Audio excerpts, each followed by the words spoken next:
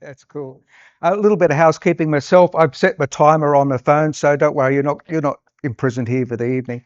It'll go off in about an hour. So I reckon if I talk for about an hour, we'll stop for a drinks break and have a Q&A after that, as well as all questions are welcome, during the time as well. So I hope, with such a diverse audience, I'll cover a lot of topics. I'll probably talk fairly fast and I'll cover as much ground as I can to make it interesting for you. So yeah, Port Macquarie is definitely much, I think, a gem of the world. I think it's a fantastic part of the world. We have very lucky here with the Wales offshore. We have wilderness and mountains just to the west of us, and we have, of course, international airports 4 hours, either way. So and an interesting climate. We have cold fronts go through. We have weather changes. We've got everything. Not too hot, not too cold, and not too long. So I reckon Port Macquarie is pretty good. In fact, I think Kiama to Byron Bay is a sweet spot for whatever your preferences were. So that out of the way, I've got a few sheets here. I'm just going to keep myself on track, if you didn't mind, just referring to them every now and then. So I'll give you a little bit of a background just to show you where I'm coming from. So prior to coming to Port Macquarie, I had been living down in the Southern Highlands, and prior to that, Sydney, and prior to that, different parts around New South Wales. My father was a minister, and so we moved every 5 years. So I've got a fairly good, diverse range of places to live. And during that time, I developed a very strong interest in geography. So I loved geography, physical geography, landforms and everything else. And that love of geography fed a couple of different streams that I've weaved together ever since. And that love led me to go and study a subject called geophysics, which is how to explore the Earth and the world without necessarily being able to see it. Australia has been a world leader in geophysics. Of course, we've got a lot of weathered continent out there. It's flat. It's not the Yukon with mountains sticking up, but there's gold underneath those, plains, and there's oil and gas as well. Geophysics is how you find it. So I studied that, and I did 2 degrees in geophysics, and part of the geophysics is that I also did computer science. I love that so much. I did 3 years of that, could almost take another 3rd degree in that as well. So that's sort of my background. And where photography comes into it was my love of the landscape. So I wanted to capture the light, I wanted to capture everything that was happening, but I also wanted to understand it mathematically as well. So, to me, the two loves mesh quite easily. So in that process, say late teens into early 20s, you're starting to get into a different phase of life. And so I entered a marriage and had children. And during that process, unfortunately, over quite a few years, 20 plus years, it became increasingly untenable for me. Domestic violence is something that we hear about, but it's never discussed, just when the woman does it.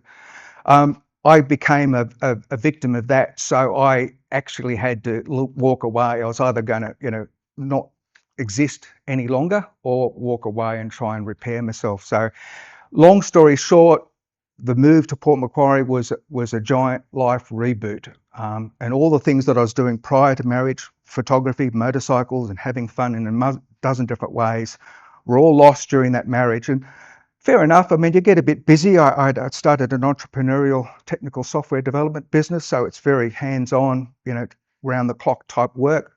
99, 2000, introduced a mobile phone software that was very revolutionary at the time. We take it for granted now. Big customer was Optus. We had great revenue there, but they had a triple whammy with dud investors, business partners, and multi-million-dollar deals were lost. And during that process, the family grew from 1 to 2 to 5 children ultimately, and I was 7 days a week with them as well. So it was around the clock, absolutely non-stop for me. Ultimately, as I said, it was an emotionally abusive marriage, and then something had to give, and it had to be a choice. Either I stay and just become nothing, or I already was nothing, or reboot. So the move to Port Macquarie was done, and a part of that process is to get back to a sane way of life. And I have a fantastic partner in Helen who's seen me through the most dreadful times and is still seeing me through them. I still have, unfortunately, repercussions from it. So the effort that you see probably on the Facebook page is a part of that rebooting process, so that I get out to the things that I loved, or had originally loved, the outdoors, and I express that in every possible way. I've got a whole range of different equipment here. I'll bring them out and wave them around in a little bit, but I've just got them out here just to give you a bit of an idea of the kind of gear that I'm using. So all of that is going towards the goal of capturing the beauty of the world and showing the beauty of the world. Now, I know that there's going to be a whole range of diverse interests here in the club. That's very typical, even amongst my friends that I associate with here with photography. They do slightly different things. Some are small, some are large, some are more inland, and so on. So we need this diversity that we have here to cover all the bases. Not everyone can be in the same place at the same time, nor need to be. So I think it's fantastic that we have this thing in common, that we have the love of photography, we have the love of a particular subject that you might be interested in. It's all important. So this healing process that I'm going through is very specific to me, in that I need to get outdoors. I need to get really into hard places, and I really need to throw myself into that, and the energy and the thinking of how to do that and come back in one piece. Not always a given. And so this is off on my Facebook cover page. So you can see I'm here on the jet ski taking photos, hiring a plane without a door so that I can go off and take photos without any glass or plastic in the way. A few months ago, snorkeling in Iceland, motorcycling out near Coober Pedy, jet skiing around the Whitsundays, more desert stuff. William Creek, middle of South Australia. You can see my poor long suffering trailer there. Walking around in the snow. And this ungrateful bird, that's me launching the ski there on the Murray River, was struggling big time in the water and was going down the current and was never going to get out. So I thought, well, I've got to go and rescue you. So dive out, pick it up, and it probably took a bit out of my finger. So while I'm bleeding, well, yeah, thanks for that, you know. So anyway, that's sort of it in a nutshell. That's what I like to do. The riskier and the more challenge there is, that enables me to get my teeth into it, allows me to really engage. And that's part of also the healing process, is to make sure that kind of mental process keeps working. And so when I decided to bring back my photography as a thing, I mean, I had two choices. One is I go into a deep, dark corner and don't come out, or I go out guns blazing. So I chose the guns blazing option, which I had thankfully with Helen to help me with a roof over my head while I get myself up to speed. And so I started to have a look at photographers that I admired, and getting back into, you know, getting a camera in my hand again. And I saw one photo that a very well-known photographer, it doesn't matter about his name, and he was showing this beautiful lighthouse. I'm going, oh, where's that? So I go and look. And then lo and behold, about a mile away was this really ugly industrial processing plant of something, might have been gas. And I thought, that's really interesting. That really struck a nerve with me. Here we are as photographers, or at least outdoor photographers. Everyone else is going to have their own subject. Here we are taking this beautiful photo, but the whole story is what's next to it. And so that set me on a slightly altered path on making sure that I have a whole range of equipment that allows me to tell the whole story. And so that's another thing that I threw into the mix of what I was doing. For sure, fine art, landscape photography is still my core passion. It's something I aspire to. I've probably got a small collection of a dozen or so out of many thousands of images that I think might qualify. But telling the whole story has been a real thing. So I've been taking video, I've been doing drone, I've been doing everything on the jet ski and the motorbike, things that are very non-traditional landscape photographer things, to make sure that I generate a whole range of material to make sure I capture as much as I possibly can. So that whole process means that I then end up with a lot of gear. And so I've got everything.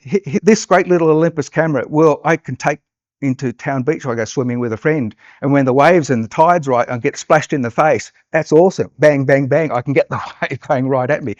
This will survive anything. It doesn't get phased in the slightest bit. This camera, the Olympus, the one that I used in Iceland, a great travel camera, very robust, very lightweight. This is a very flexible lens. I reckon I could probably do 80% of the work just with this alone. It's got a lot of smarts on board to do a lot of clever things, but occasionally you need to bring in bigger things. So I've been adding wildlife. I didn't think I'd do wildlife. I started out with a very cheap $500 lens, and I started to look at the photos. I thought, it's a bit soft and it's a bit fuzzy.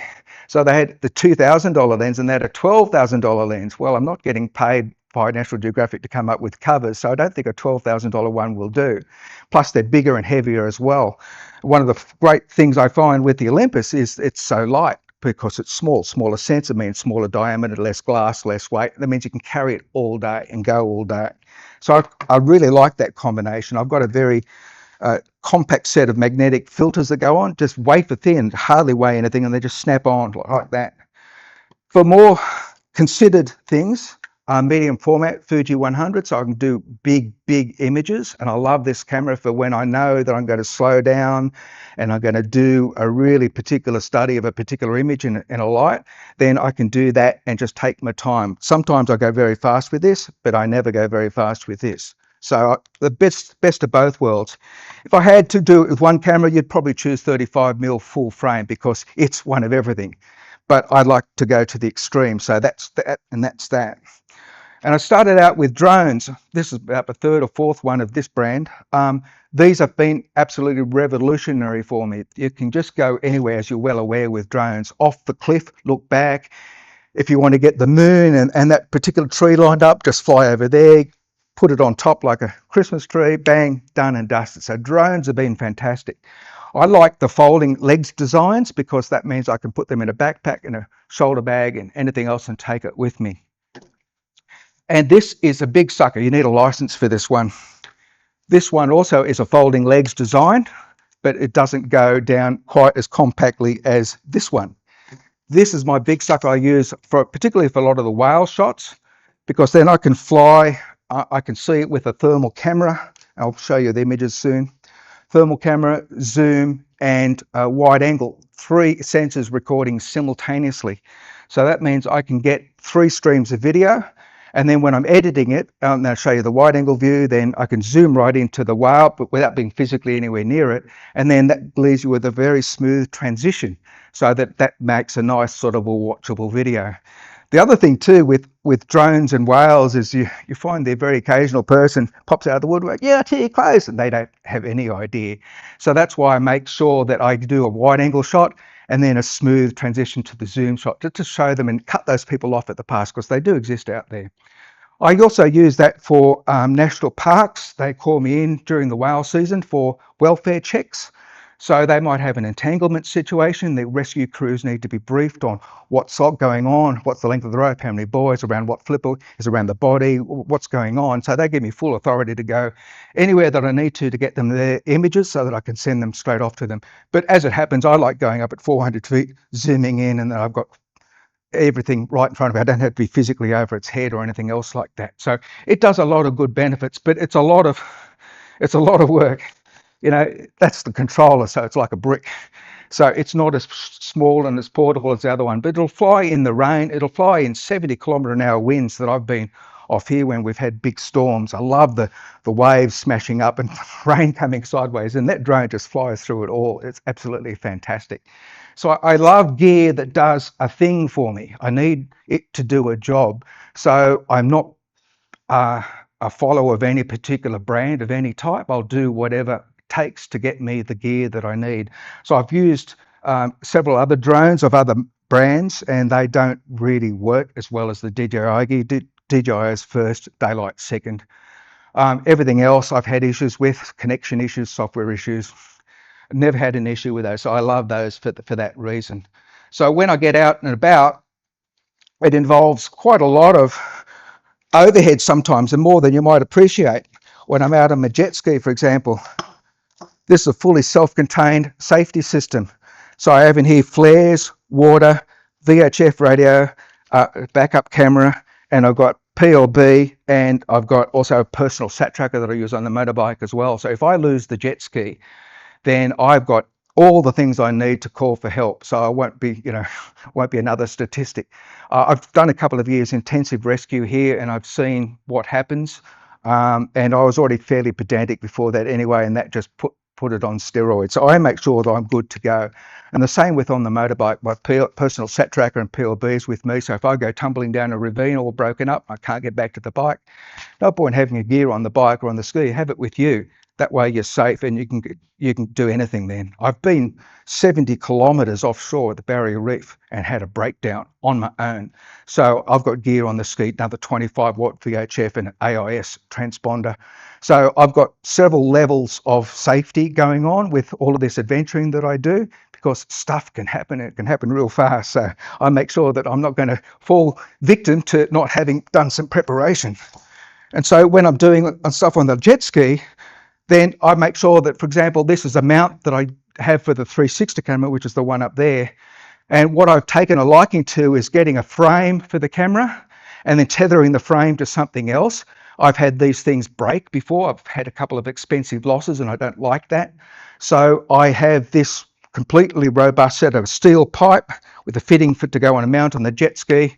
It gets 3 straps triangulating the forces so that I can ratchet it up so that it just moves bodily with the ski and there's no wiggles or wobbles or any breakages that you get any other way. So this is also part of just getting video when I'm out on the ski. So you've got to do a lot of work behind the scenes to create your self mount, to test mounts, to see what works, what fails, and to finally come up with something that gives you exactly what you want day after day.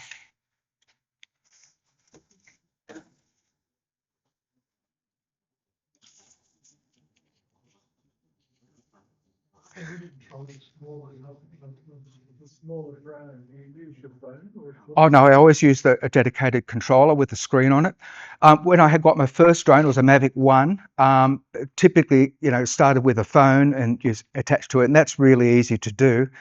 But I quickly wanted to have a larger screen, something a little bit more outdoors rated. They always are a little bit shiny and reflective to my liking, no matter what. They are better than phones, but slightly better. But I like the speed of a dedicated controller. I don't have to connect, I don't have to muck up, I just power on and go. Sometimes when I go rushing down for a shot, might be a whale or it might be a rainbow, I give myself about 30 seconds to get up in the air, get down, turn things on, power things up. And by the time we've done all that, formatted the memory card, verify all that, bang, bang, you're gone.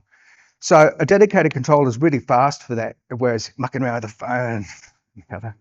And I also don't use the phone in any of my emergency gear, you notice. I don't have any reliance on a phone at all. So I'm using satellite, PLB, personal sat tracker, and I'm using VHF radios, one on me, one on the ski. So I don't take a phone into account to anything that I do.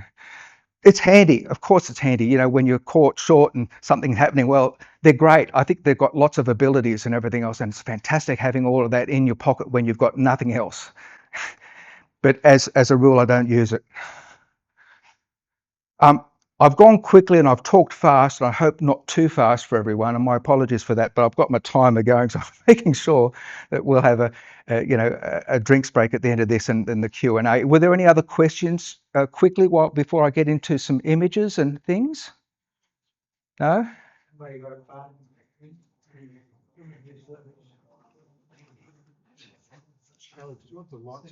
I'll turn the lights off now, thanks. I'll get into some photos. Alex, what brand of your drones? They're both DJI, DJI. which is very much the premier brand. They've got such an extraordinary range, and I found their reliability in hardware and software can't be beaten. I've had 2 other brands as well, and yeah, I wouldn't. I've contracted back to those 2. The big one I took to New Zealand. Helen and I went to New Zealand, but the battery had just come in underneath the 100 watt hour limit, but you've got to fill out paperwork and everything else. Too much of a pain. So when we went to Iceland, we really had to be very strict on luggage. So I ended up getting that and just packing it down to the minimum, and that was really good. I did so much with that. It was unreal. So we're going to get the lights. Yep, all good. So who doesn't like pretty pictures? So the most crocodile dense population in Australia. They're there. Believe me, they're there. And I bought some medieval armory. I've got to try it there in a battle axe there. I figure, well, I'm going to go down swinging. Because the jet ski is only about this far above the water, So I started out, and this is 15 Ks that I'm going up here. But look, I can get into where they are, and I'm looking, eyeballing them straight off to the side because they're on the muddy banks looking at me, and I'm looking at them. I've got the engine running because I don't stop that for anything when doing this. It's running. If I need to, I can just drop the camera and punch the warp factor 10 on the ski, and I'll be out of there. And again, big sucker here. I just can get right up to him. And this is a wide angle view from the 360, so it looks further away, but it's actually not very far. The whole thing's probably only 20 to 30 meters wide. My ski, it's got an optional extension on it. It's 4 meters long, and some of these guys were a decent size bigger than that. They were really scary looking. So, whoa, got to be really careful. But I thought I'd have my fun with my Centurion helmet again. I knew that there was a croc tour boat on this river, and people were probably thinking they're all being brave and this and that. The other. I thought I'd have a bit of fun with them. So when I came around the bend and saw them, I lifted my leg. Hail Caesar! I went to them, and they just absolutely gobsmacked, and they went past. What's a person in a jet ski doing amongst all this rugged crocodile stuff with a Roman Centurion helmet? But hey, it was fun. So that's what I'm looking at. That's the shots that I'm getting when you saw that. And he's looking at you and you're looking at him. And you've got all this muddy bank, it's higher than you. You're down here in the water, so you're in their territory. This is a big guy. He went straight in when I came up to that section. And my policy then was I'll just keep going because it's muddy water. I can't see anything. I don't know what's going on. So I had a depth sounder on the ski, a full navigation system with a screen. And my policy for going up this river, as it gradually goes into a narrower and narrower channel by the time you're up 15 k's up, was once I hit the 2 meter water depth, I'm turning around, I'm going back. And this is all the thing that I do with the adventure. It's got high risk and everything else, but I make a plan. I have my parameters, my thresholds, the line in the sand. When that's met, done, I'm good. If I pushed it, kept on going, probably okay. But what if I came across, a bit of a muddy mound or something like that when I was in a meter of water or something like that, and then I get something sucked up in the jet intake, and then I'm stalled, and then I'm stranded, and the tide's dropping. Not a good scenario. So that's why I use 2 meters clear water from the sounder, and that's my turnaround point to go back. Always have an option. But look what it gives me. So this is Langford Island. There's a huge reef area. There's a little dot there, but there's this area that's just only under the water. And with the ski, I had the flexibility to come and go as I wanted to. So I went here earlier. Ailey's way over there in the distance. And it was low tide, and this is a pretty miserable looking affair. But once the water came up, it just was turned magic. You can see what it looks like underneath. So having the ski there was perfect because I could come and go and take myself. And as you know, patience can be a virtue with photography. And so you arrive, if it's not good, well, come back another time and it will be good. And again, jet skiing here, this time on the Murray River.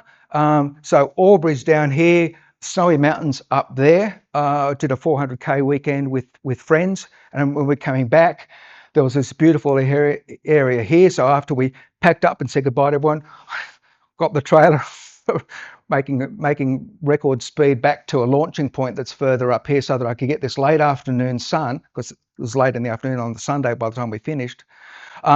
I needed to get this light in time, so I broke all records, speed records, getting up here to launch and then come down the ski so that I could get my photos. But even here, there's a surprising amount of stuff that goes on. With this group, they'd been on a previous year. We went up to Cancoban and back, so right up to where it really comes out of the mountains. And the Murray River comes down to a torrent, if you like, and high speed water and everything else. So you've got to attack it the right way. It's turns and everything else, and they had someone in a previous year that unfortunately came under, and he was caught underneath tree that was on the bank, and thousands of tons of water pressing down on him. They got him out, but they had to do CPR to bring him back, and he's never been the same since. So this is what it's like, sort of pretty pictures, but you're up there, and that could have been you, if you have a bit of bad luck or a bit of misjudgment. And even this has got some things going on here. It's late afternoon, I stay and get the moon and everything else, but before it gets dark, I have to get going back to my launch point, which is, good distance up here. In the Murray River, there's lots of snags under the river and the water levels vary dramatically. So where you see a snag, you see some telltale ripples in the water, that could be something really nasty, so you don't ski over the top of that. So with just enough reflected light off the sky, I can make it back to safety again, draw a line in the sand. So here's my cutoff point. I get all the photos, but at this point, I go back. And here's my salubrious surroundings, that little cube, that's the edge of the car there. Sit here, I'm happy as Larry. My biggest splurge was a small fridge so I could have some cold things, and that's all I need. I don't care about anything else. I don't need 5-star. I just will go with that. and my long-suffering Subaru took all the tracks, mud and sharp stones, and as did the trailer. So I find the gear that I had purchased has done its job brilliantly. So I'm very happy with that. So very quickly, I'll go through some photos. I brought out 2 new photo books just in the last few weeks, first time for sale, $70 if you want to buy one, that'll help me out. Here in November, we had the aurora. Now, I'd been watching the auroras for some months, and I missed the previous good one by a few hours. It came through at some horrible time, and I really kicked myself with that. I thought, well, that's, that's it. It'll never come up to Port Macquarie again. But lo and behold, in November, we had this great show. Now, this is one of the few times where I'll do a little bit of what, let's call it enhancement, brightening up. The red's there. You can see the red with your eye, but I don't go the full saturation sliders, full Disneyland that I see some people do. Just enough to brighten it up to show you the red that was truly there. So I'm really happy with getting that shot. And that's done with the Fuji, so I could blow it up to whatever size.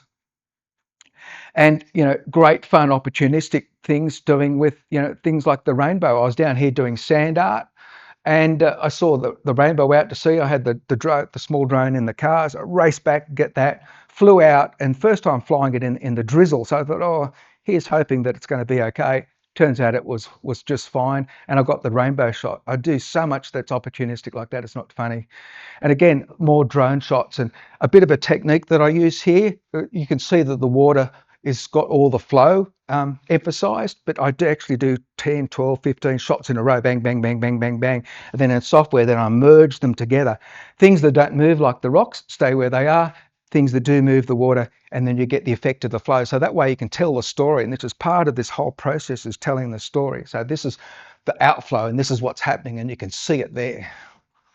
And with the drone, of course, these are some classic shots that I get with the drone. This was on one of the new channels, TV channels, and that was a special one with a southern right and a calf that appeared here in the river mouth of all things. We probably only see one a year.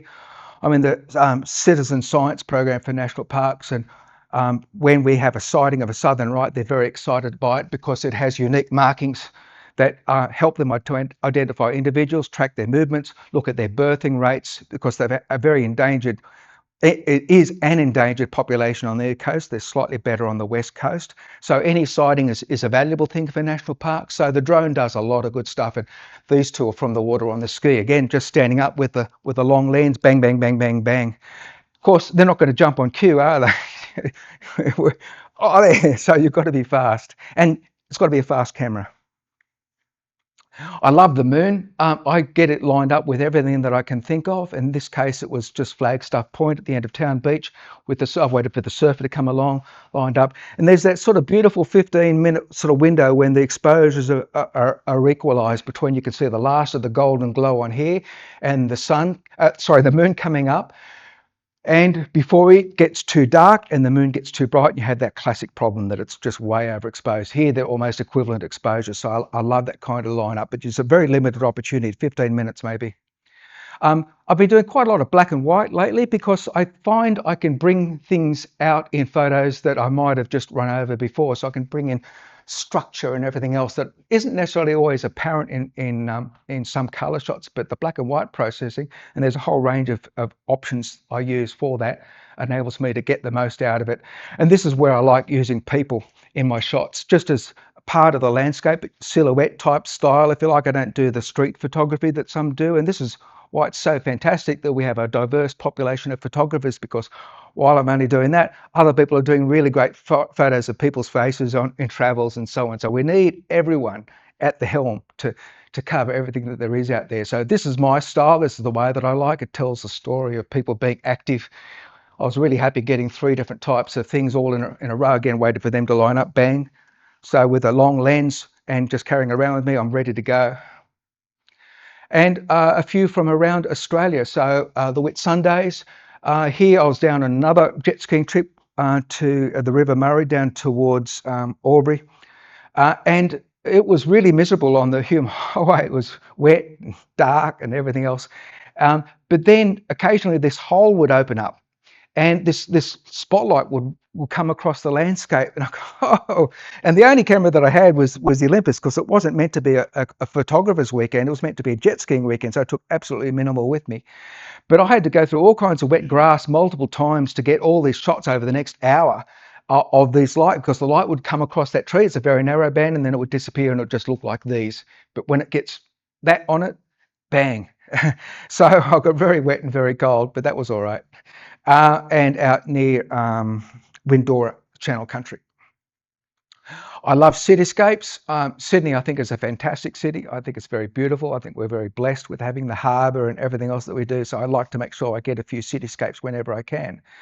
And trees in WA, trees can be a difficult subject sometimes, but I like to focus on this sort of the middle bits here, and just be patient, wait for the light to come through, and then I get pleasing to me, these kinds of shots through the forest. And then, every now and then I stop the car and just say, well, instead of just driving and looking at it, saying, oh, take a photo of it, make sure I've got a record of it. I did that relentlessly on the trips out to the desert. You might think, oh, we've got hours of driving, nothing to see. Well, there's heaps. Stop, pop the drone up, take photos, look, and you've got stuff when you get back, way more than you think. So that photo that you might have remember, and the cover photo with the plane with the doors off. So this is a result for that over Lake Eyre. Very happy with that. I haven't been shooting through an open door and a plane before, let alone with a medium format. But it was bright sunlight, so I made sure that a high shutter speed, 1500th to 2000th of a second, pin sharp, even with 100 megapixel sensor, nothing moved. So I was very happy getting a full set of Lake Eyre photos. And because I charted this at my great expense for me, I said, well, do you mind circling around there and then, going around here, so I could get whatever I wanted. And it was chosen to go at a time when there was water coming through the system, so there was changes and interesting bits, but without it being flooded. Expensive, but worth it. And another expensive plane flight was over to here, the so-called Painted Hills. Both come out from William Creek. And this is on Anna Creek Station. It's fantastic terrain, really super interesting. So I do a top-down shot here and just a shot along there. So again, up with the drone, fly, cover kilometres, and I don't have to move a foot. It's brilliant.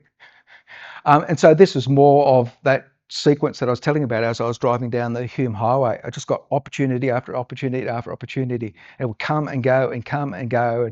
And sometimes there'd be a really ugly power line. I was like, well, I've got to go in further.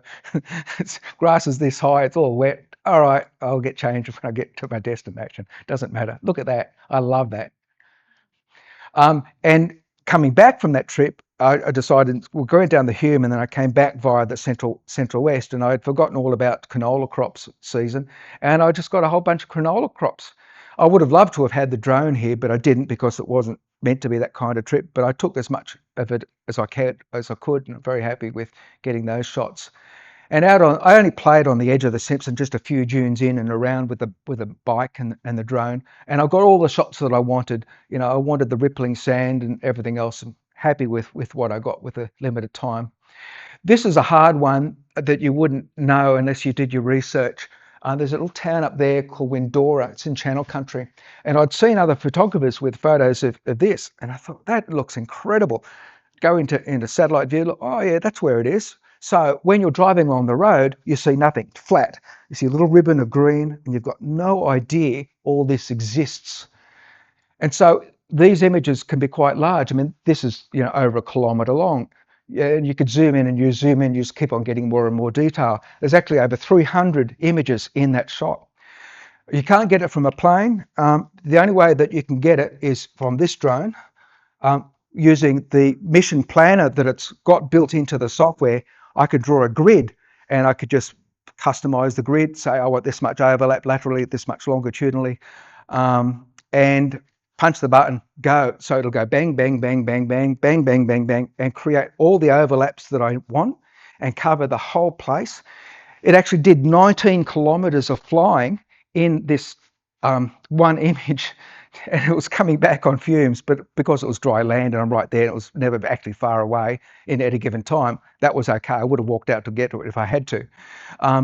but it covered the whole thing and produced this, and so much so that Lightroom choked on it. So I had to cut it down to fit it within Lightroom so I could manipulate it.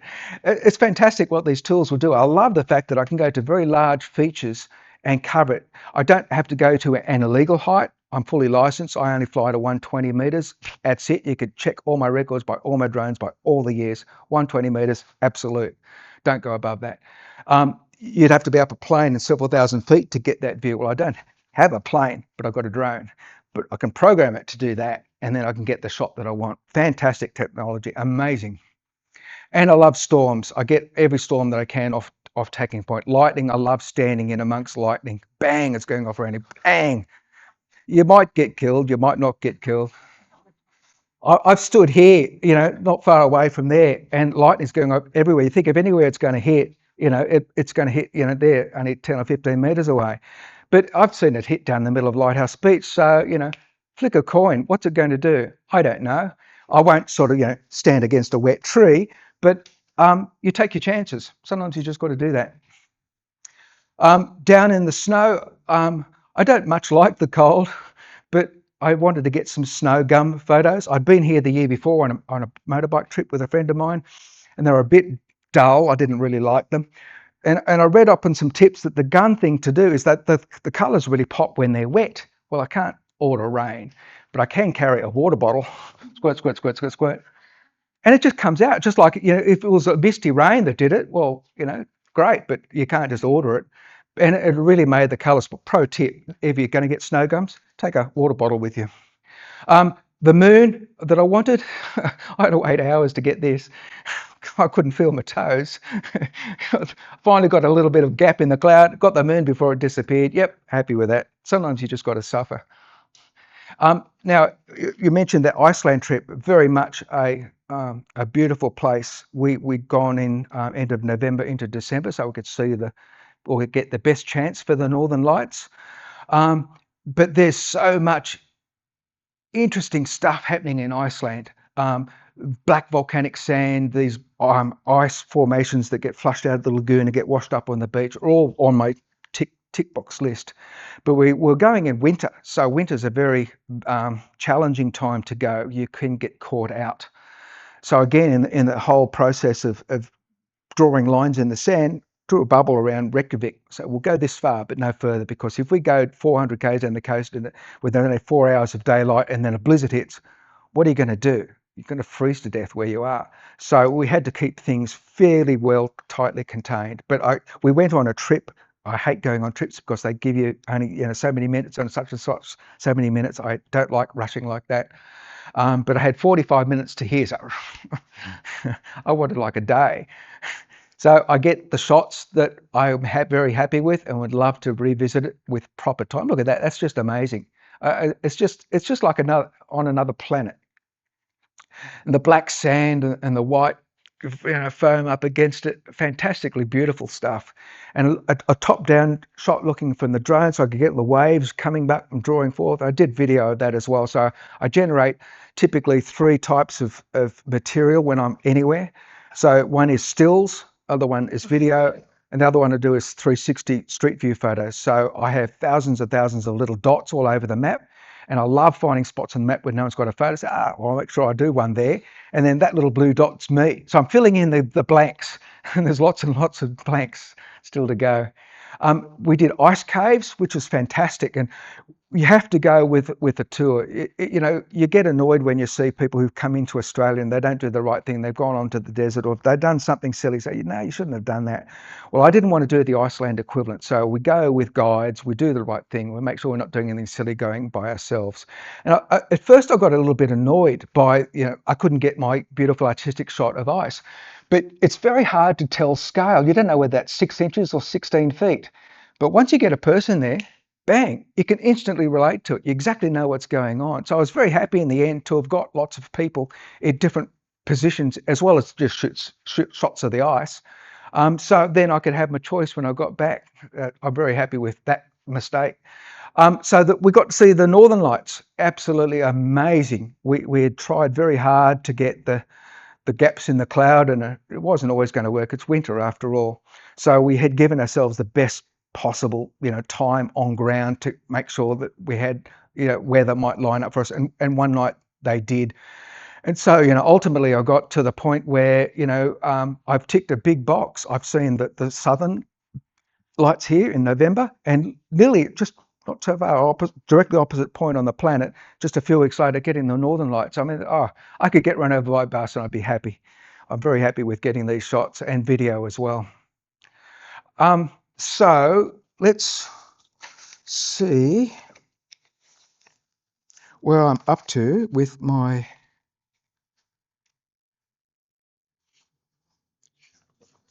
yeah, I'll just do these last few shots and then we'll get the lights back on if that's all right. Um, Here's the telling the story thing, and here's where we can all play a part, and here's where we can all make a difference. You mightn't think you make a difference, but we do. No matter what you do, it could be moth's wings, it could be star shots, doesn't matter. It's all important. And I come back with a deliberate overnight stop at Gladstone, which is full of lots of ugly industry, because I wanted to capture the ugly industry. What's going on here? Aluminium finery, first stage of the processing, extract out the iron, makes these big sludge pits, and you can see the juxtaposition with the with the beautiful water. I mean, we all use energy and we all use material. We buy metals. We're all part of the problem, but we need to somehow be more mindful of how we live and what we do, what we buy, and how it gets done. We can't avoid processing, but we don't have to necessarily destroy everything we touch either. And you can see a lot of other ugly industry. You can see the beautiful, what would otherwise be a nice, beautiful water shot, and we've unfortunately got this. And then all those things, beautiful water would not be a nice shot if it could just get past those smokestacks. Again, power, and we're digging up coal, and we're putting in building this to create power to power those other things. And so this was a particularly poignant shot I took in the Hunter Valley. Again, I don't like it when someone's trying to hide something or other behind big berms on the side of the road. What are you hiding there? I knew from the satellite view it was going to be a coal mine, but they're obviously hiding it from day-to-day view. This is what they're hiding. That and that are literally just over the hill from each other, a few minutes drive. That was that. Now you see all that's left, this little oasis, a little bit of light came in, and that's what's happening with us with coal mining. It's a very primitive thing in the end. I know that we have economies that are dependent on it, but somehow we have to wean ourselves off onto a better way of living, and we can't just dig stuff up and burn it. And if I may just throw in a little bit of a side note, if you like, in that same vein, is a very local setup with developments of housing. And you can see the juxtaposition of what happens there and what was there. And population pressures is also something that we can't do anything about. It is what we have, and that's what we have to deal with. But there are good and bad ways of doing it, and we have to do better. We can't keep doing this. We have koalas here, we have bird life. You've got none of that there. The developer takes their profit, squeezes in as much as they can. They go off with all their money. They don't give a rat's what's happened. That'll be there for decades now. That's it. No birds, no koalas. And if you think that, well, that doesn't matter because there's always trees on the other side of the fence, well, that is true. And you can see they just make a scalpel line. But look what happened here. Now that is going to be the same as that. Oh, there's always trees over there. Then that will be the next one. Do we want that? Do we really want that? Do we want to lose the very thing that we've come here for? I don't think so. I don't know what the solution is. I would hope that there would be some kind of better development plans that would enable more bush. And the only reason they've left bush here is because it's a drain and the developers couldn't exploit it. So therefore, they plant some sticks the size of your finger, but all the trees, koalas, birds, all gone. So we need to do better. I don't have solutions, but we've all play a part. So I just might get you to put the lights back on, and I'll wave my hands. Wave my hands a little bit more because I've got a few more bits and pieces I'd like to squeeze into this very rapid talk. I'm sorry for talking so fast. I have made a recording of it so that you can always look back at your leisure. So that gives us I guess, a nice entree, if you like. I'll just keep that slide up for working out who we are as photographers and why we do photography. We're all going to have our different reasons, all our different motivations, and it doesn't matter what your subject matter is. It's all important. The process of appreciation, I think, doesn't go far enough. We have, unfortunately, leadership in the world that's destructive. We don't have enough welfare going on. We don't have enough respect for the environment going on, and we all can be part of that. And you might think, well, what can we do as photographers? What can we possibly do to make a wall finish or anything else? Well, sometimes you can. And I've just brought out a little bit of a short list of some historic photos, if you like. 1957, segregation in the US, a photo of a black student and a whole bunch of angry white people behind it going to school. The power of a photo can't be underestimated, particularly when the pump is primed for change. But overall, the relentless pressure of posting up photos and bringing out this stuff, let's keep this stuff going. Whatever you're doing, share it to others. Make sure that other people see what you do. They can appreciate it too. So that segregation was highlighted by that photo, and along with others and many other movements, of course. But photography has a very powerful role to play in these things. And if we move forward to, say, Vietnam, 1972, there's a famous photo of a girl running down the road with no clothes on because the whole bloody place just got napalmed. You know, that came at a time when people would say, well, what the heck are we doing here? And one photo could just crystallize everything in one spot. And then a bit more locally, 1980, Gordon below Franklin, people would remember that. Again, crystallized. Do we really want to have dams everywhere? Do we want to flood these ancient forests? Is that what we want? Can we do better? And so these are tough questions to answer. But I think photography plays a fantastic role because we can capture in one image a whole process, a whole thought, and put it into the front of people's to consider. Now, I'm going to talk a little bit about space, and it might sound a little bit odd, but I'm just going to finish up with this kind of thought and leave it with you. I've done some numbers here. Now, excuse me for reading them out because they're too many to remember, but you're all aware that we live on this planet. It gives us life. It's the reason why we're here. And we're all aware that the next planet over, Mars, is a rock blasted by radiation. It's not going to live there. The next one over, near it next is Venus, 100 times our atmosphere, hot enough to melt lead, and it rains acid. We're not going to live there. So this is it. This is all we've got. The biosphere that we live in is only about 100 k's in thickness, say the bottom of the ocean to the top of the atmosphere to space eventually. So that works out to around about an eggshell thickness. That's it. We're just living on that thin film on that one rock. And the bit that we physically live in, above the water, we can't live underwater. We can't even go to top of Mount Everest without gasping for breath. That's only 8.8 K. So let's be generous and call it 10. So 10 Ks. So we live on 1/10 of 1% of an eggshell. That's it. And we're just digging up coal and we're rampaging through forests and we're doing everything else. So just to emphasize how big space is, I know we all know it's big, but I find it hard sometimes to relate numbers without changing into something else. So I've given you just a little bit of an idea here on how important it is, how critical it is that we do better.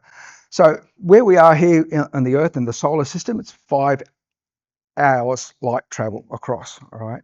Then we get next to the next star is 4 light years, Proxima Centauri. Milky Way is 100,000 light years across. The next galaxy is Andromeda, 2.5 million light years away. There's a structure to the universe, and it's a bit like bubbles in your sink. So you see bubbles, and they've got empty spots, and they've got some material gathered around the crevices and intersections and everything else. They're called filaments and clusters, and that's what space is. And the big bubbles are called voids, and there's super voids. Some of those voids are 100 to 300 million light years across. They're not dead empty. There's just very few galaxies in them. Most of them are clustered like you see on soap bubbles. So we get these clusters of galaxies, and we belong to the local group of 50 local galaxies, 10 million light years across. The Virgo cluster, 1,500 galaxies, 15 million light years across. And then there's the Virgo supercluster, of which there's 100,000 galaxies. These are just rough numbers. It's always changing with changes in evolution of technology and astronomy and astrophysics. 150 million galaxies in that. And of those superclusters, the estimate is there are 10 million superclusters. And I find it very hard to try and work out, well, how big is all of this? So what I thought I'd do is I did the numbers thing.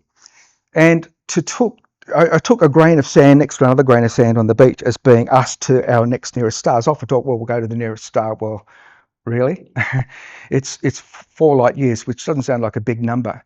But the fastest thing we've got going is the Voyager 1 probe heading outside of the solar system as we speak, 60-odd thousand kilometres an hour, just enough to escape the gravitational well of the solar system.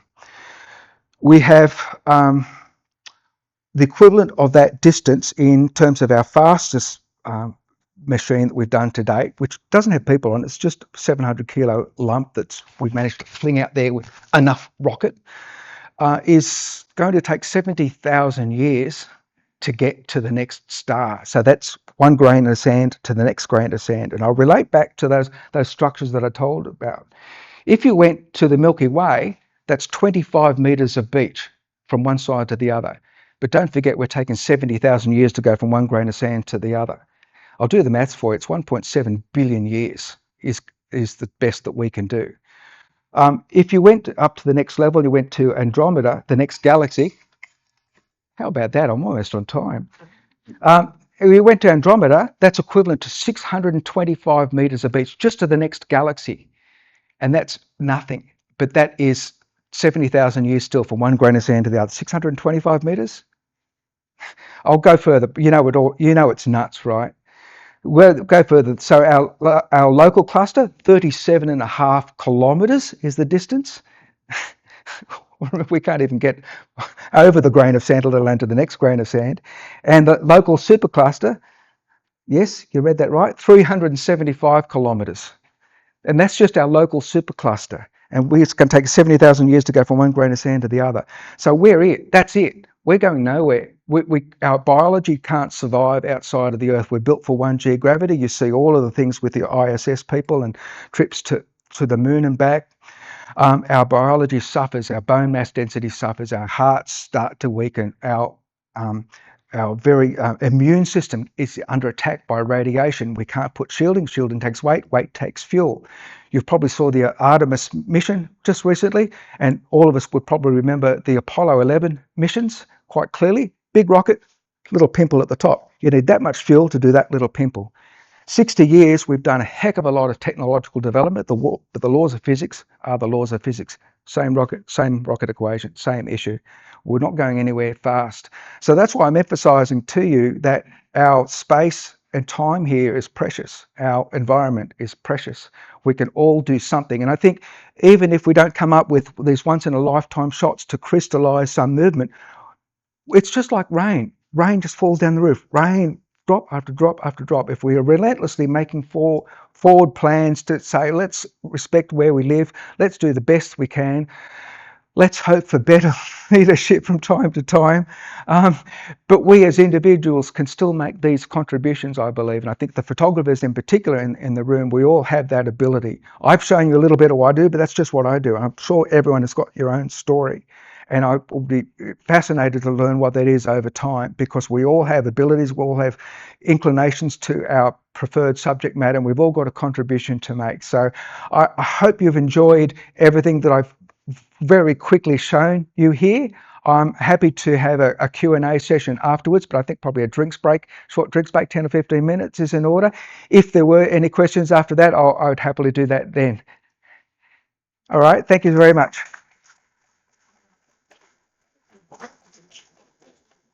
That's your work area, that was, isn't it? So that's the donut. Yeah, absolutely. I sold a small canvas recently of the Island Trader, And I love going out with the Island Trader when there's a bit of an interesting sea because it heaves, it goes around, and I like throwing the jet ski around. And I got a really good shot of the bow was leaving the wave, and just before all of that was on video because it's a 360 video, so it's recording everything at every angle simultaneously. And the stills you can get off that is good enough for a small canvas. I mean, you're never going to do that. It's not meant for that.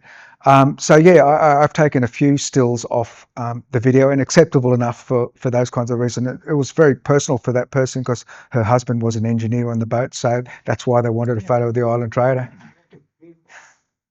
So yeah, I did talk very fast before. My apologies for that. I was right on the money for time. The alarm went off, and I knew I had to talk 10 to the dozen. So I'm happy to explore anything that you've seen in any detail that you like. Yes, don't have to put your hand up. I don't have to put my hand up. Just talk. 3 questions. 3. Yep. Well, hang on. What made you get interested in photography in the first place? Yep. How old were you when you took your first photograph? Yep. And why don't you use a gimbal on your ski? Okay. To answer your question, I got into photography when my parents, or my father in particular, was just starting his doctorate. So we had to go over to San Francisco to kick that off. I was only 16 at the time, first overseas trip, 1975 or 6 or 7 or something. So I was thrown in the deep end. Here's a camera, you're it. Take photos of our once in a lifetime trip. And I go, oh, great. So it's film for starters, no prior camera use at all. So, and I won't know the results until I come back. So like, how many things can possibly go wrong? But I got some beautiful shots of Yosemite Valley and Washington and everything else. I was only 16 at the time, and that was a Pentax of some type. Fantastic little camera. I really enjoyed that. And just on that point of that trip, I came back and I had this nice shot that I liked in Washington. It was a nice reflection in the pool, I think with the Capitol building or something. And I put it into a photo competition, and it got rejected. Oh no, we get too many, this or that. This is where we've got to be nicer and more careful with each other. It put me off for life for having, going into those kinds of things. I was a 16-year-old boy, so I'm into guns and riding and burning things and blowing things up. And my sisters had all on farms, so I got into everything that you could possibly die doing. And so that was my thing, but I had the creative, urge on the side. So I opened that up and shared that, and I just got immediately stomped on. So you know what? And it's put me off for decades since. And sorry, what was your third question? Third. Oh, the gimbal. Oh, yeah. So that's it in a nutshell. And from then it was all, very happy until the marriage destroyed that. The gimbals aren't really necessary unless you've got very specific needs. I do have a gimbal that I can put the phone on, and that compensates for all the wobbles and bits and pieces. I hate watching video that's like that. So that's really great for that. For all these other cameras, not needed. With a 360, there's not even the concept that it's even looking in any particular direction or particularly cares. It's already stabilized, and you can just set the view when you're editing later to wherever you like. So it just doesn't matter. Yep. There's beautiful image stabilization in all of these drones, so that you can see them physically moving around in the air. You just look at the video and it's rock steady. You look at those series of shots that I did for that outflow of the Hastings River, 10 or 15 shots.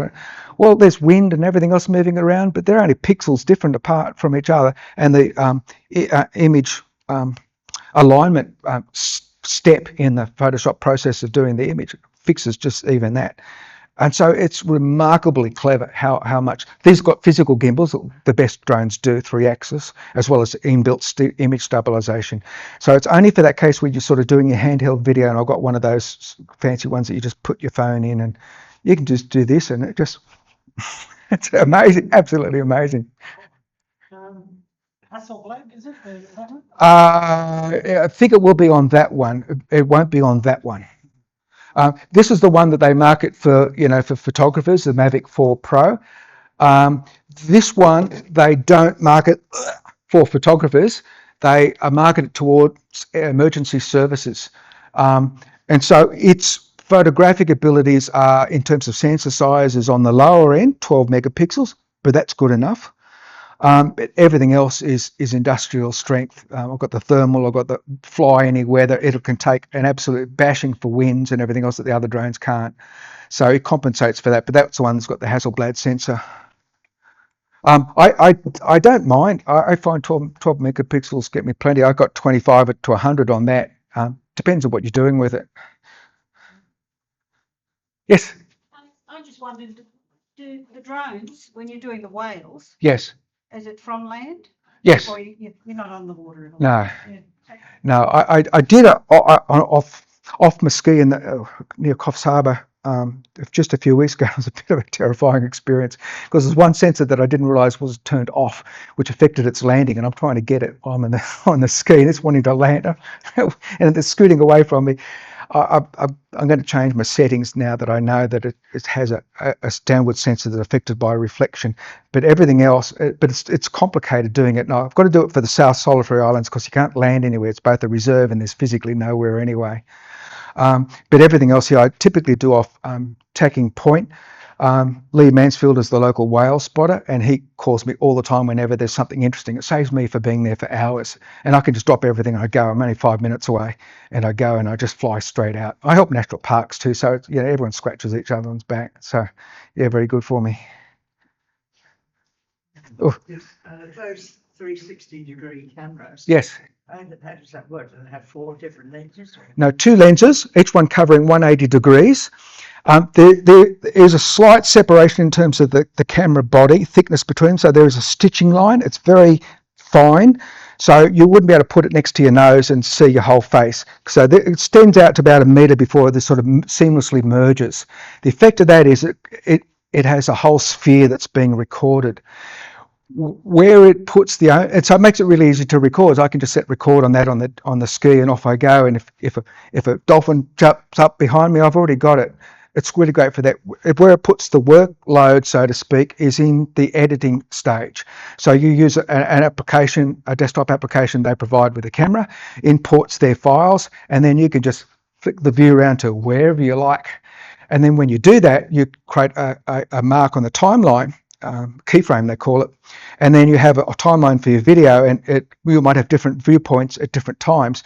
If you let the defaults run, which I typically do, it works out a nice smooth transition. I also choose things. I don't go here, there, everywhere. So it works out that it just nicely moves between the thing. You never notice it. So then when I've got all that defined and I export out a single watchable video, not a watchable, a standard sort of looking video, then I can drop that into the video editing suite, add music, titles, or whatever else I might be doing, and then punch that out, which I can then upload to YouTube. So there's a bit more work involved, but it's well worth it. The benefits are incredible. I'm absolutely blown away by everything that it does, and it's a very robust camera. I put it through hell, and it's never let me down.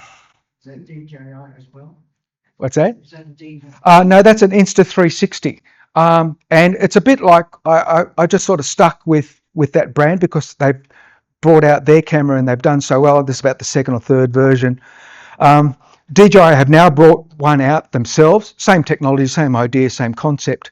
I just don't bother swapping brands for the sake of swapping brands. It's going to do the same thing. And I've got mounts and everything else nicely set up for that. So I'll keep working for that. They keep bringing out new versions every year or so. So I can pick up another one in another year or two if I have the need.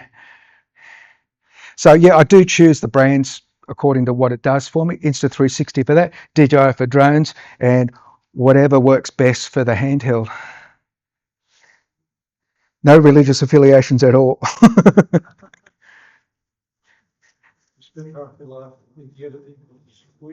What's that? You spend half your life doing editing.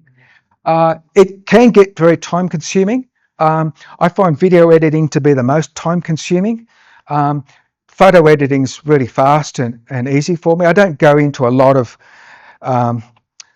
unnatural editing steps. I usually just balance out shadows and lights, and as you saw with the Aurora one, what was there I just might brighten a bit because it's more pleasing. You could see it with the eye, just want it better for the photo, but that's about it. So editing for me is, I call it my style if you like. It's just a more natural style. I don't go into warming, cooling and color curves and 100 million other things. I know that they're there, and it's a creative medium. You do what you like. You do what works for you, and I just do what works for me. But video editing can get very time consuming, particularly when you're doing multiple clips. So you've got to watch the whole video that you took. I might have been out in the ski for an hour and a half. Well, where did that whale come up again, or where did that? So you got to find that bit, and then you mark that out, and then you export that out, and then you create all these little clips by having to watch all these other videos. Then you got the clips in, then you work out transitions between the clips because you want it to smoothly go from one to the other, and all of a sudden you could be there all day. and I might edit photos very fast. The sand, Yeah, yes. use a drone for that. No drone used or needed. I do those designs on paper first, and I've been teaching myself drawing. I haven't been an illustrator or an artist or anything else like that, so I've had to teach myself how to do these things, on sand and big, and you're standing in the middle of it. So that's where I guess I've drawn a card out from my geophysical, my science background. In geophysics, you go out to big blank slate. What do you do? Well, you've got to come up with a system. And I've literally dragged wires, 300 by 600 meter cables, creating a rectangular grid, and then have surveys going across that every 25 meters, each one taking 80 numerical readings of a transient electromagnetic decay curve. All this kind of stuff means that you have a very rigorous way of approaching something like that. It's a blank slate. How do I make sense out of this? So the same with a sander. Okay, I know. If I want to draw a whale, I couldn't draw a whale for the life of me, but I can find a photo of a whale that I like. All right, what does it look like? All right, so your nose, tail, flippers. How big is it? Where does it go? I don't want it to look odd. I want it to look nice. But you can do that. So just trace out that outline. All right, so we've got it on a piece of paper. Okay, let's make a coordinate system. Let's do a line here.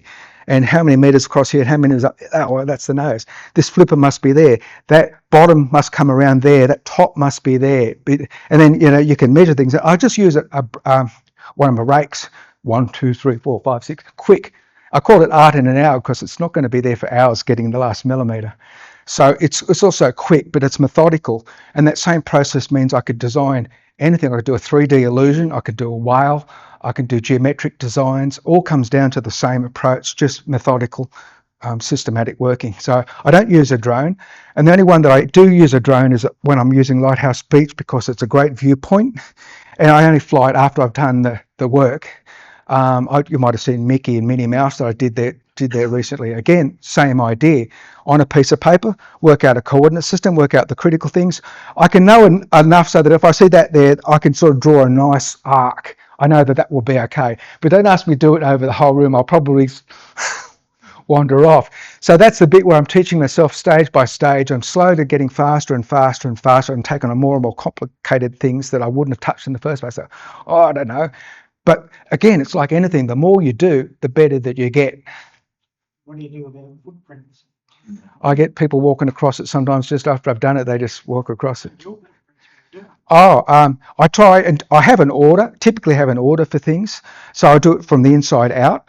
I'm not that fussed about faint footprints because you'll only see them a few feet away. I don't put elephant marks in it. So I like to sort of think of the light. So like say Minnie and Mickey Mouse's ears, I did a complete radius with a rake and then an inside radius and then another radius so that you've just got this impression of this form. And if you look at the angle of the light and the angle of the shadows, that comes out really well and it looks really clean. So by doing all of that and then working my way out from the inside out, then I can do the outside edges and say, hey.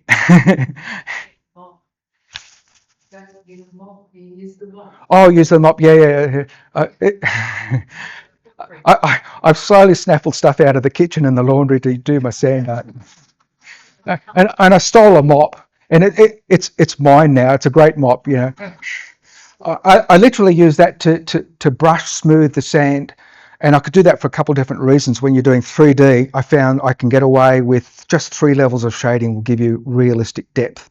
Heavy, a medium, and just a white or light or nothing. And the mop is the key to doing that. So it smooths sand off. It comes out almost white, and it cleans up the lines. So some of these things take lots of line work. So you're crisscrossing lines, that crosses that crosses that. Then you want to rub it all out, and the mop just works the way through. So I work my way through it, and then voila, clean as, and hardly any footprints until somebody decides to walk across the middle of it like they did the other day. What do you do? Crop circles. What's that? Crop circles. Been doing that. Oh, I've sort of been thinking about that, and I'm trying to keep my designs fairly not so bland, but I don't go into anything particularly controversial. So I don't want people thinking that I'm doing something particularly weird. But I'll have a look at crop circles and I'll see if there's something interesting. I might do that, but hopefully, as long as people don't realise that I believe in UFOs and crop circles and everything else. So you'll go up a northern Australian river with crocodiles on your jet ski, but you're not doing anything weird. Yeah, that's right. No, that's right. A little bit different, but it's not weird when you consider that's what you've got to do to get the shot. Totally normal. I've just got a question, and you may already do this. Have you documented all of your sand paintings as you've done them? Yes. Have you thought of publishing them?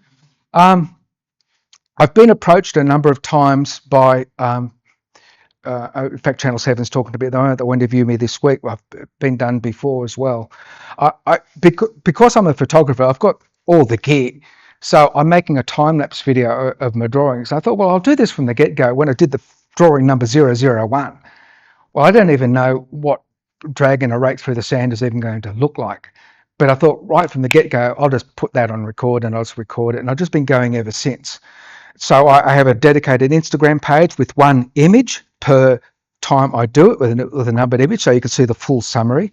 A Facebook page with a post per image. So I do the background shots. I didn't do it to start with, but I've done doing it more recently. So you can see where I'm doing the construction. You can see that I've done an outline here or a line across there, line there. Then you see it sort of built. And then after a whole batch of drawings that are done, I take all my time-lapse videos, which are already quick, but I speed them up by about a factor of 5 again, and drop them all into a single video. And I put that up on my YouTube channel so that you can sit back and see the last 20 drawings done to some kind of silly music, usually because it makes you look silly. But it's like several different ways of showing the same thing. And for every single one, I put up either the drone, if it's Lighthouse Beach, because there's room and you're not near anyone, or that on a pole. I could take off video mode and turn it on to photo mode, hold the pole up. That takes a 360 photo, and I use my Google Street View account to upload all those photos and the ones I take elsewhere up onto Google Street View so that it pops up as a blue dot. And so if you look in different places, like if you look at in front of Salty Crew, you'll see I've been very methodical. I've just got all this, it looks quite diagonal and methodical, but I've been putting all the dots up there as well. So yes, I do multiple formats.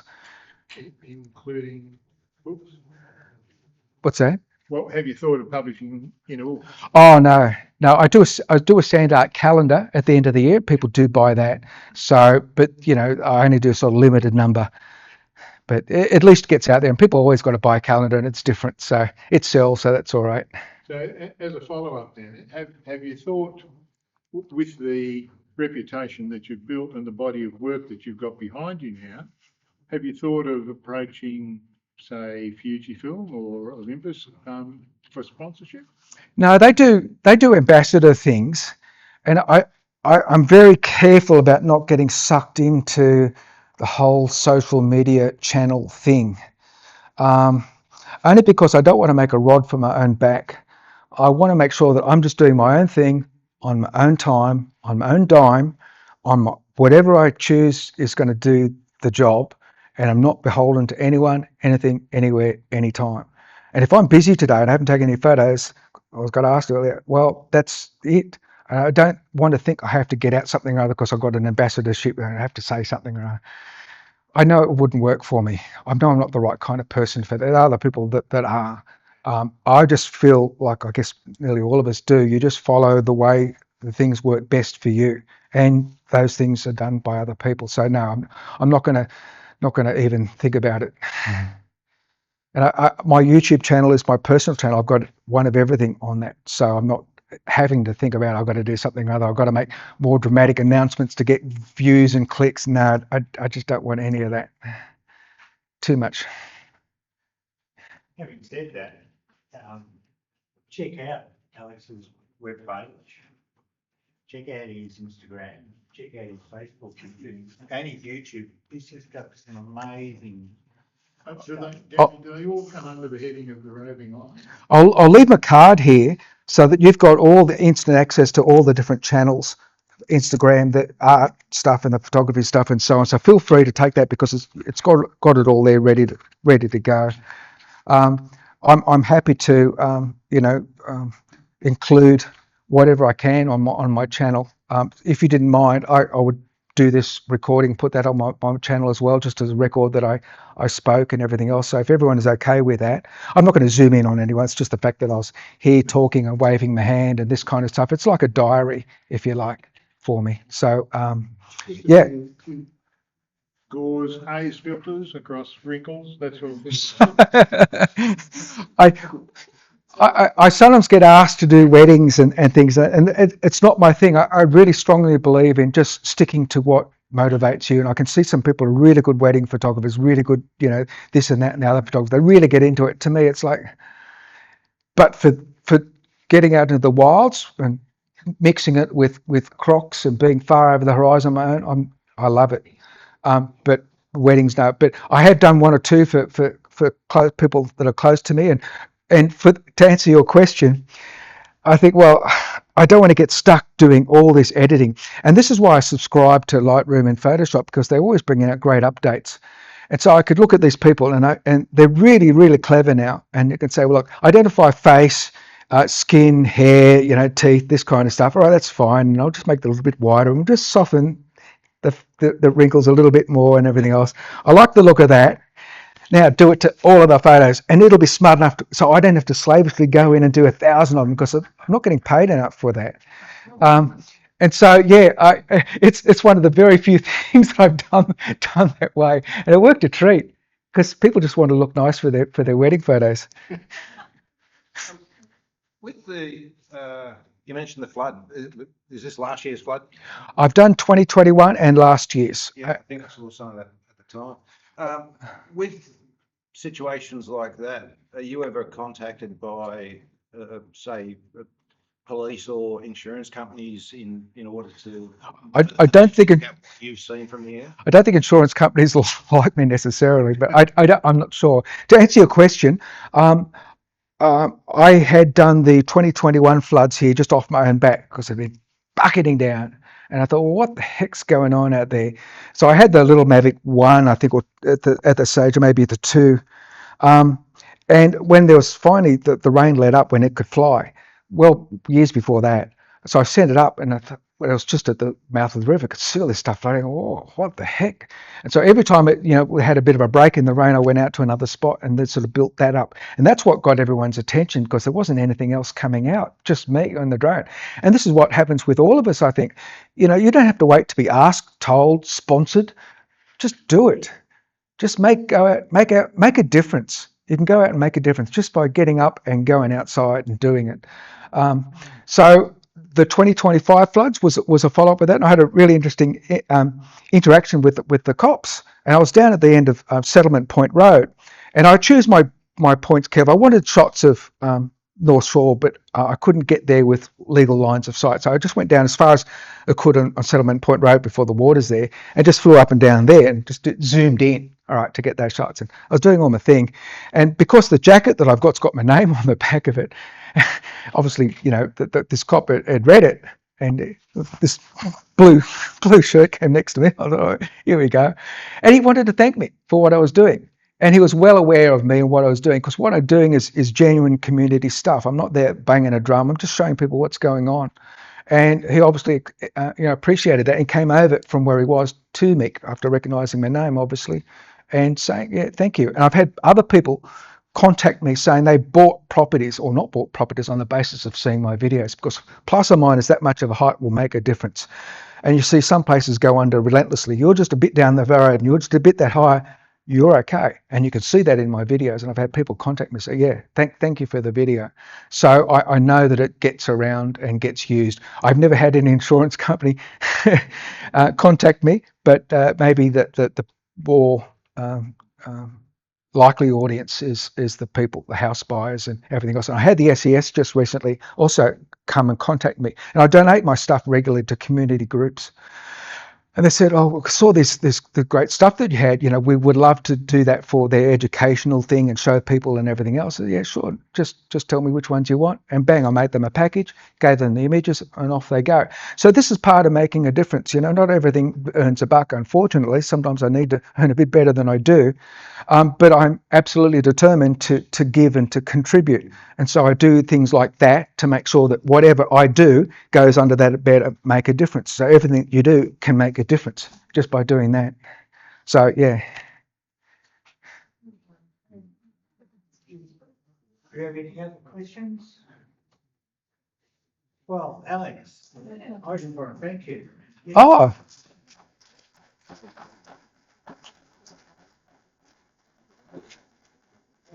Well, it was amazing. Thank you so much. I caught Alex, I think it was last November, he was pulling his jet ski up at the ramp down at Westport. And our granddaughter had just been playing in the playground. And I knew the name, and so I went and said g'day. And tonight's the result of that chance meeting. So it's been fantastic. I think your personality and your inspiration and your dedication just to your art is what we're seeing tonight. And it's wonderful. I congratulate you on everything you've done and the way in which you go about it. It's just wonderful. well, thank you so much, and that means a lot to me. I was under the thumb in previous relationship and made to feel nothing, as if I was nothing. I'm not nothing. I'm sure I know something. I could do something, and so everything has been about recovering from that Wow. process, and I've gone all out. Our best wishes for your ongoing recovery. Thank you so We're much. going to be looking out for you in all of the social media and elsewhere. And please visit his various outlets because, as you can hear, they're all about just getting Alex McNaught out there. That's what TV is for. The books, these were the first books that Alex has had published in a commercial sense. So if you want to find out about those, you can drop him an email, or you'll probably be advertising them on your website shortly. It's all on the website and everything else as well. And So, support somebody who does such a wonderful job. But the artistry in your work is what comes through to me. It's just amazing, and you can see the passion for your subject and the way that you treat it, and it's just wonderful. So thank you. Join the photo club. So I'd like to just present very Oh. tiny memento of your a new car. Thank you. Oh, that's they're a lot lighter than they used to be. And we'd love to have you back down the track and maybe focus in some way. Yeah, today's been a big, broad spread, as you can see, and I try to cover one of everything from outer space to looking at crocodiles between the eyes. So there's a fair deal of stuff I'm happy to follow up with. And I do appreciate the invitation very much so, and I hope I found something in what I've had to say of interest to you. And I wish you all the very best in your photographic endeavours. It's important for all of us to keep going at it and to make our contributions known and to push out whatever you do. It does make a difference. And Alex was telling me just before the meeting, he's got a presentation happening at Art Walk this year. I'm not even going to tell you what it's about because it sounds absolutely staggering. And I'll let the surprise of it. He'll be near the CWA shop there on the edge of Town Square. And look out for him and drop up and say good day. It's called Kinetic Art, and I've integrated software that I'm developing with electronics, with 3D printing things and lighting. And so you can wave your hand and magic things happen. So, and I'll have a whole bunch of different things on display that you'll like something, I'm sure. So I'd love to see you there, just on the western side underneath the awning next to the CWA rooms, out of the weather, and I'll have several tables there of stuff. Thank you. Thank you. Thank you so much. All right.